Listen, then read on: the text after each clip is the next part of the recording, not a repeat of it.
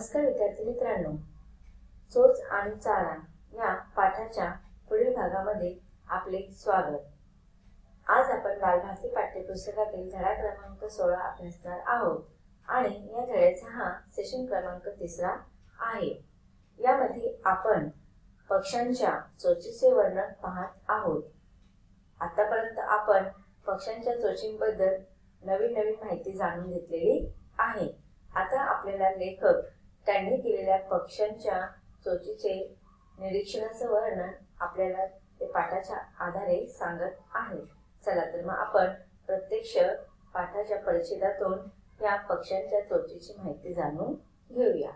लेखक पाठाच्या पुढील परिच्छेदामध्ये पक्ष्यांच्या चोचीचे वर्णन करताना सांगत आहेत की चोचीच्या वैशिष्ट्यपूर्ण आकारामुळे लक्षात राहणाऱ्या पक्ष्यांची यादी केली तर त्यात अर्थातच धनेश म्हणजेच हॉर्नबिल पक्षाचा क्रमांक बहुधा पहिला लागेल। तर आता बघा, लेखक आपल्याला विविध पक्षी आणि त्यांच्या चोची, त्यांचा आकार याबद्दल माहिती सांगत आहे। त्यापैकी सगळ्यात पहिला आपल्याला लेखकाने धनेश म्हणजेच हॉर्नबिल या पक्षाचं वर्णन करताना सांगितलेलं की त्या चोचींचा आकार आपण जर पाहिला आणि त्या आकारामुळे जर पहिला प्रथम क्रमांक जर कोणत्या पक्षाला द्यायचा असेल तर तो पक्षी म्हणजेच धनेश। पुढे लेखक म्हणतात की गुलाबी फ्लामिंगो पक्षाची चोच वैशिष्ट्यपूर्ण आकाराची असते। आपल्या गुलाबी शेंद्री पंखांनी अग्निपंख हे नाव सार्थ करणाऱ्या फ्लामिंगोच्या चोचमध्ये वाकडी झालेली असते, आता बघा, त्याच्यानंतर धनेश या पक्षानंतर लेखकाने फ्लेमिंगो या पक्षाच्या चोचीचं वैशिष्ट्य आपल्याला सांगितलेलं आहे की ती चोच कशी असते, गुलाबी शेंद्री अशा रंगाने पंखांनी असते आणि अग्निपंख हे नाव फ्लेमिंगो या पक्षाच्या सार्थकी ठरवते का, कारण की यांची चोच जी असते ना ती मध्येच वाकडी झालेली असते। आणि हा फ्लेमिंगो पक्ष आहे तो जेव्हा आपलं अन्नाच्या शोधामध्ये जातो तेव्हा भक्ष्य शोधण्यासाठी खाण्याची पद्धत जरा वेगळीच आहे। आता तुम्ही पाहत असाल की या चोचीच्या माध्यमातून सगळेच पक्षी आपले भक्ष्य म्हणजेच आपलं अन्न किंवा आपले शिकार पकडत असतात। जसे तुम्ही बगळे वगैरे पाहिले असेल की कसे पाण्यामध्ये उभे राहून छानपैकी मासा वगैरे चोचीच्या द्वारे तो शिकार करून भक्ष्याला पाठ पकडत असतो। तसंच हा फ्लेमिंगो जो आहे तो सुद्धा भक्ष्य शोधण्याची आणि त्याची खाण्याची पद्धत जरा आगळीवेगळीच आहे आणि त्यासाठी तो त्याच्या चोचीचा उपयोग करतो आणि म्हणूनच ही चोच कदाचित मध्येच वाकडी झालेली असेल। पुढे लेखक म्हणत आहेत की पक्ष्यांची चोच म्हटल्यावर सर्वात आधी जो शब्द आठवतो तो आहे अणकुचीदार। तो लागू पडतो गरुड, घार, ससाना अशा शिकारी पक्ष्यांना।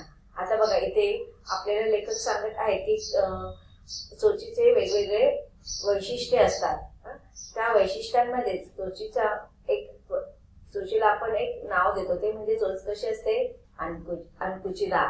अणकुचीदार हे प्रत्येक चोचीचं महत्वाचं वैशिष्ट्य आहे आणि अणकुचीदार जी चोच आहे ती अधिकतर गरुड, घार, ससाना या शिकारी पक्ष्यांना असतात। आता यांना शिकारी पक्षी असे का म्हटलेले आहेत, कारण की हे जे पक्षी आहेत ना ते मोठे जनावरांचे शिकार करतात आणि हे जनावरांचे शिकार करत असताना त्यांचे चोच जी असते ते अंकुचीदार असेल तरच त्यांना त्या पक्ष्यांचं, प्राण्यांचं, कातडीचं किंवा जे मांस जे असतं ते खाण्यासाठी त्यांना उपयोगी पडते।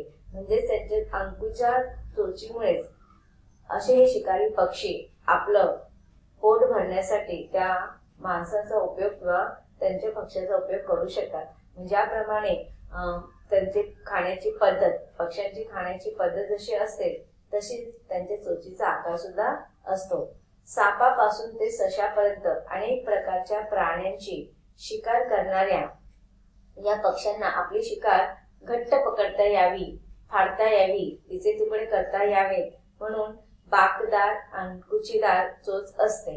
आता बघा, इथे लेखकाने वर्णन केलेलं आहे की ही अंकुचीदार चोच जी आहे ती का बरं तशी असेल की गरुड, घार, ससाना हे अधिकतर ससे किंवा साप अशा पक्ष्यांची काय करत असतात किंवा प्राण्यांची शिकार करत असतात। मग ह्या प्राण्यांची शिकार केल्यानंतर ते आपल्या चोचीमध्ये घट्ट पकडून उंच आकाशामध्ये उडत असतात. तुम्ही पाहिलं असेल घारीला वगैरे साप हा तिच्या चोचीमध्ये पकडून उडताना अनेक वेळा तुम्ही पाहिलेलं असेल. मग याचा उपयोग होण्यासाठी की पक्ष्यांना, गरुड किंवा जे काही अन्य पक्षी आहेत त्यांना आपली शिकार चोचीमध्ये पकडून नेण्यासाठी त्यांची चोच अंकुचीदार असते. आणि पुन्हा बघा, त्या केलेली शिकार ती फाडता यावी, त्याचे तुकडे करता यावे म्हणूनच ह्या पक्ष्यांची चोच जी असते ती बाकदार आणि अंकुचीदार अशी चोच असते. या चोचीचा वरचा भाग खालच्या भागापेक्षा थोडा लांब आणि वळलेला असतो. आता इथे बघा चोचीचे वेगवेगळे आकार याच्यामध्ये आपल्याला लेखक सांगत आहेत की घार आणि जो अन्य पक्षी आपण पाहिले, कोणते पक्षी पाहिले? घार, ससाना आणि गरुड. ह्या पक्ष्यांचे वरची जे भाग असतो तो थोडा लांब असतो, खालच्या भागापेक्षा वरचा भाग लांब असतो आणि थोडा वळलेला असतो. याच्या व्यतिरिक्त लेखक आपल्याला सांगते की या उलट म्हणजे त्याच्या विरोधात सुतार, हुप्पो या पक्ष्यांची चोच एकदमच सरळसोट असते.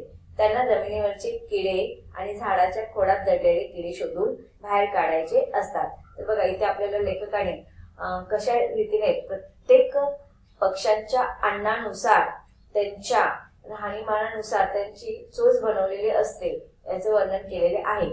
आता घार, ससाना, गरुड यांची चोच अंकुचीदार किंवा बाकदार का असते? कारण की त्यांचं भक्ष्य त्याप्रमाणे असतं.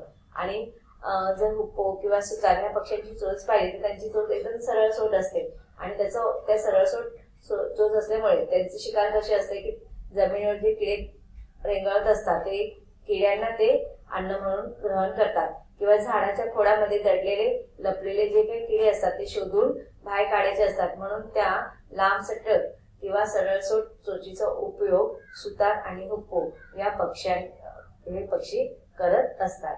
आता पुढे लेखक आपल्याला सांगत आहेत की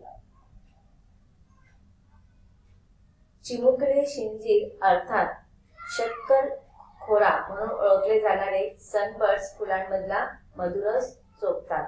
आता बघा, प्रत्येकाच्या भक्षणानुसार, अन्नानुसार त्यांची चोच किंवा त्यांच्या चोचीनुसार त्यांचं अन्न ठरलेलं असतं. आता छोटे छोटे जे शिंजीर त्यांनाच आपण कोणत्या नावाने ओळखतो? शक्करखोरा या नावाने सुद्धा ओळखतो. किंवा सनबर्ड्स सुद्धा आपण त्यांचं प्रिय खाद्य म्हणजे सनबर्ड्स मधील फुलांमधील ते मकरंद आपण त्याला म्हणतो. मग हे चिमुकले जे शक्करखोरा असतात ते सनबर्ड्स फुलांमधील काय करतात?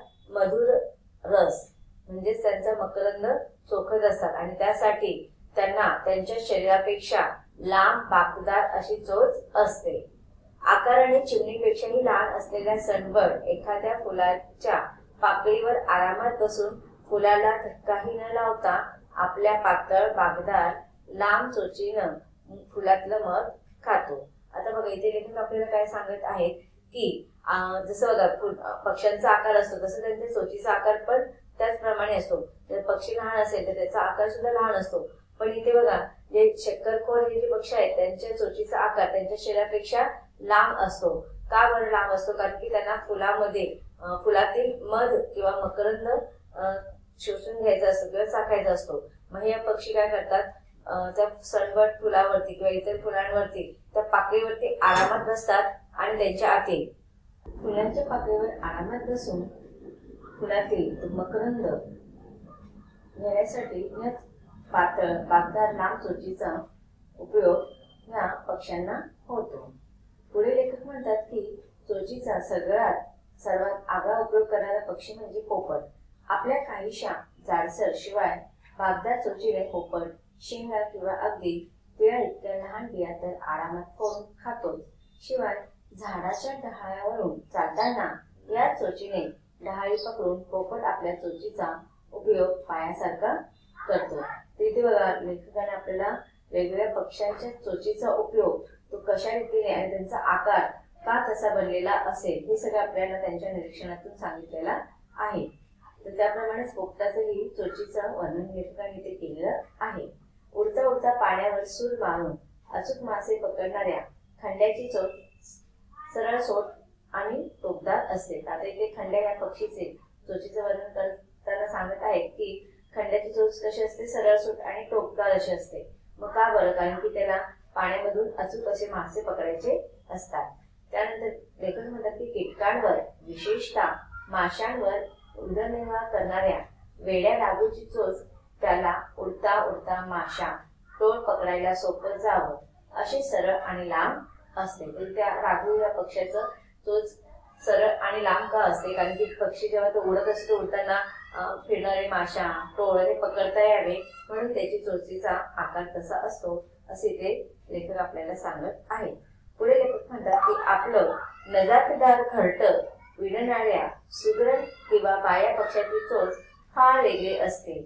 बहिणाबाईंनी वर्णन केलेल्याप्रमाणे तिची उलुशीच चोच असून सुगरण पक्षी घरटे विणण्याची कलाकुसर कशी करतो हा प्रश्न पडतो. आता बघा इथे लेखकाने आपल्याला सांगितलेलं की सुगरण पक्ष्याची जी चोच आहे ती फार छोटी असते, पण ती ह्या छोट्या चोचीच्या माध्यमातून अत्यंत सुंदर अशी घरटे विणत असते आणि ती कलाकुसर इतर पक्ष्यांच्या मानाने अगदी निराळीच असते. पुढे लेखक सांगत आहेत की या उलट चोचीने पाणी शिवून घरटे विणणाऱ्या शिंपी पक्ष्याची चोच एखाद्या सुईसारखी पातळ आणि टोकदार असते. आता बघ इथे ह्या शिंपी पक्षी आहे त्याला नाव एका शिंपी का दिलेलं की जसा टेलर म्हणजे शिंपी. ती शिंपी काय करत असतो?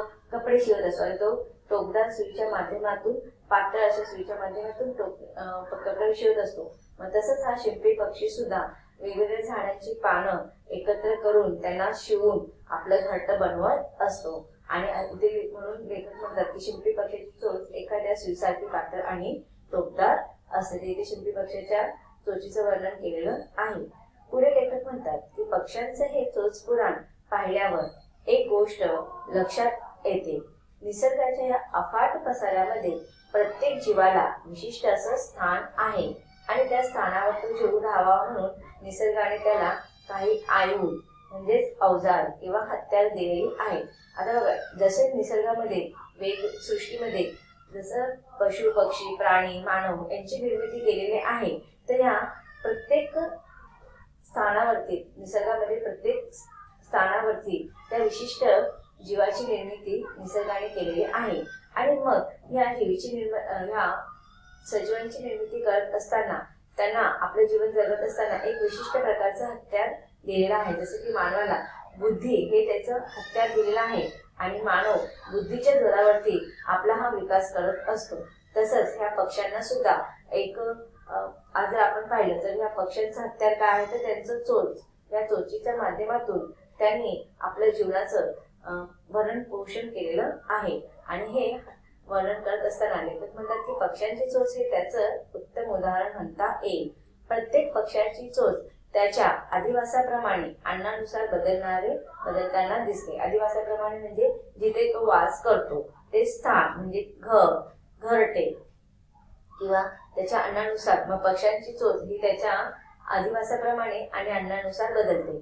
पण जर असे वेगवेगळी भूमिका बजावणारे पक्षी एखाद्या परिसरात नसतील तर या तरवर निसर्गाकडे उत्तर आहे. आता आपण बघतो की वेगवेगळ्या परिसरामध्ये एक वेगवेगळ्या विशिष्ट प्रकारचे पक्षी राहत असतात. का राहत असतात? त्याचं तिथे वातावरण या तिकडचे काही त्यांचं जे काही अन्न जसं उपलब्ध असतं त्याप्रमाणे तिथे पक्षी आपले वास्तव्य करत असतात. दक्षिण अमेरिकेतल्या गॅलापॅगोस बेटावर फिंच पक्षाचा 13 प्रजाती आढळतात. आता फिंच या एकाच प्रकारातले असल्याने त्यांची मूळ शरीर रचना सारखीच आहे, पण या सगळ्यांचं खाद्य मात्र वेगवेगळं आहे. आता बघा इथे लेखकांनी सांगितले की विशिष्ट ठिकाणी विशिष्ट प्रकारचे पक्षी राहत असतात. सगळेच पक्षी एका ठिकाणी राहत नाहीत आणि त्यांचं पक्ष्यांचं प्रमाण सुद्धा एक ठराविक असतं. कारण की जर सगळ्याच प्रकारचे पक्षी आणि ते पण एकाच प्रकारचे खाद्य खाणारे पक्षी असतील तर अन्न पदार्थांचा तर त्यांच्या खाद्याचा तुटवडा होईल आणि त्यामुळे त्या पक्ष्यांचं पालन पोषण किंवा भरण पोषण होणार नाही. म्हणून इथे लेखक सांगतात की एकाच प्रकारचे शरीर सारखेच असणारे पक्षी जरी तिथे राहत असतील पण त्यांचं खाद्य मात्र वेगवेगळं आहे. म्हणजेच एक फिंच जमिनीवरील किडे खातो, तर दुसरा कठीण कवचाचे फळे खातो, तर तिसरा काय खातो? धान्य खातो, तर चौथा झाडाच्या सालीतील किडे खातो. आता खाणं बदलल्यामुळे या सगळ्यांच्या चोचीचे आकार रचना बदललेली पाहायला मिळते. तर बघा इथे आपल्याला लेखकाने हे सांगितलेलं आहे की जर सगळेच पक्षी एकाच प्रकारचं खाद्य खातील तर मग काय होणार की त्यांना तर अन्नाचा तुटवडा तर होईलच। पण तुम्हाला माहितीये जसं निसर्ग चक्र असतं ना तसंच हे पक्ष्यांची सुद्धा साखळी असते। आपण सजीवांची साखळी पाहतो की नाही, गवत खाणारे, कीटक खाणारे एकमेकांवरती कसे अवलंबून असतात, तसेच मग हे पक्षी सुद्धा बघा कीटक खात असतात। काही पक्षी कीटक खातात, काही जमिनीवरील किडे खातात, काही कठीण फळांची कवचं खातात, काही धान्य खातात, काही झाडाच्या सालीतील किडे खातात। आणि असं हे निसर्ग चक्र ज्याप्रमाणे चालू असतं तसंच हे सजीवांचं चक्र सुद्धा चालू असतं। आता हे खाणं बदलल्यामुळे त्या पक्ष्यांच्या चोचीचा आकार आणि त्यांची रचना सुद्धा आपल्याला बदललेली पाहायला मिळते। पक्ष्यांच्या चोचीची ही माहिती वाचल्यानंतर ज्याने चोच दिली तो चाराही देतो या म्हणीचा नेमका अर्थ आपल्याला ध्यानात आलेला आहे। म्हणजे बघा निसर्गाने या सर्व गोष्टी आपल्याला उपलब्ध करून दिलेल्या आहेत। मग जो चोच देतो म्हणजे ईश्वराने निसर्गाने आपल्याला जी चोच दिलेली आहे, मग ती मानवाच्या बाबतीत म्हणून दे किंवा पक्ष्यांच्या बाबतीत म्हणून दे, म्हणून आपण हे अधिकतर उदाहरण मानवाच्या बाबतीत म्हणून वापरत असतो की ज्याने चोच दिली तोच आपल्याला चाराही देईल। म्हणजे निसर्गाने जर आपल्याला तोंड दिलेला आहे, चोच दिलेला आहे, तर तोच आपल्या या अन्नाची शोध किंवा अन्नाची निर्मिती तोच करून देणार आहे। तर अशा रीतीने निसर्गाने आपल्याला चोच दिलेली आहे, तर त्याप्रमाणे आपल्या जीवनाचं भरण पोषण पण दिलेलं आहे। चारा म्हणजेच काय, अन्न सुद्धा दिलेले आहे। आणि आज हा पाठ अभ्यासल्यानंतर या म्हणीचा अर्थ आपल्याला नक्कीच उलगडतो। तर विद्यार्थी मित्रांनो, या पाठामधून आपल्याला लेखकाने पक्ष्यांच्या जीवनाचं निरीक्षण करत असताना त्यांच्यातील वैविध्यपूर्ण चोचीचे वर्णन सांगितलेलं आहे आणि ते अत्यंत नाविन्यपूर्ण आहे। हा पाठ इथे संपतो, परंतु पाठाचा स्वाध्याय आपण पुढच्या भागामध्ये अभ्यासणार आहोत। धन्यवाद।